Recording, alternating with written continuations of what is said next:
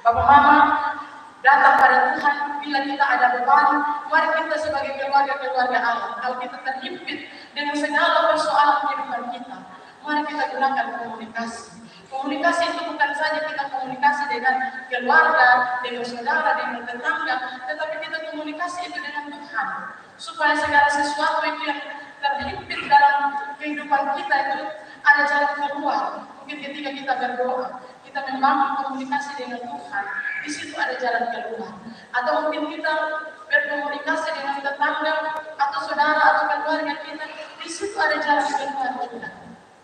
Dan kita juga sebagai saudara, sebagai sesama, ketika kita berhadapan dengan orang-orang yang kesusahan, jangan kita jadi ember, kita jadi orang-orang yang kemudian pergi umbar orang masalah, umbar orang ini itu, utang dan lain-lain sebagainya. Tapi kita juga menjadi orang yang benar-benar menjadi solusi bagi saudara kita yang kesusahan. Sebagaimana yang ada yang dilakukan oleh Ibu Nabi Elisa, tidak sekedar dia kasih solusi, tetapi untuk masa depan orang ini juga tersedia dan solusi yang dia berikan. Bapak Mama, coba kasih Tuhan sangat peduli ketika kita datang kepada Dia sebagai orang-orang yang hidup dalam susah, dalam kesusahan. Tetapi kalau kita menjadi orang-orang yang takut akan Tuhan, maka segala sesuatu itu tanpa sebelum kita pikirkan, Tuhan sudah menyiapkan bagi kita. Mungkin kita pikir yang ada di sini, tetapi Tuhan sudah tahu sesuatu yang terbaik bagi kita, sebagaimana yang dialami oleh sang janda ini. Tuhan memakai Elisa, Tuhan juga memakai kita sebagai umatnya kepada sesama kita. Kalau ada orang-orang yang susah, apalagi yang janda, anak yatim piatu, orang-orang yang berkesusahan, Tuhan juga menjadikan kita sebagai alat cara untuk menolong orang-orang tersebut. Sebagaimana Tuhan memakai Elia sebagai cara Tuhan untuk menolong janda ini. Tanda Allah ada dalam kehidupan kita adalah Allah sangat peduli dengan orang-orang kecil. Allah sangat peduli dengan orang-orang yang susah, yang takut akan Tuhan. Orang yang susah, yang hidup takut akan Tuhan adalah pusat perhatian dari mata Allah kepada mereka.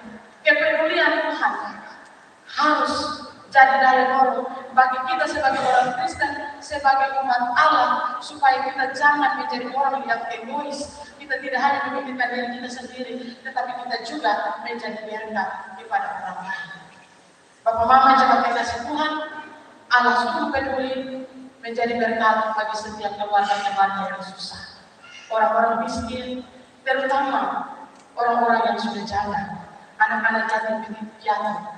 Kepedulian sosial kita pada sesama kita itu seharusnya kita nyatakan sebagai wujud ibadah kita kepada Allah. Jangan sekedar kita datang dalam persekutuan kita. Kita boleh menjadi orang yang melakukan hal-hal yang terbaik di dalam gereja, tetapi kita tidak melakukan hal-hal yang mendorong orang lain, apalagi menjadi berkat untuk orang lain, sesuatu yang sama saja. Kita datang ke gereja juga percuma. Kita hanya sekedar datang sebagai formalitas, tetapi kehidupan kita tidak menjadi berkat.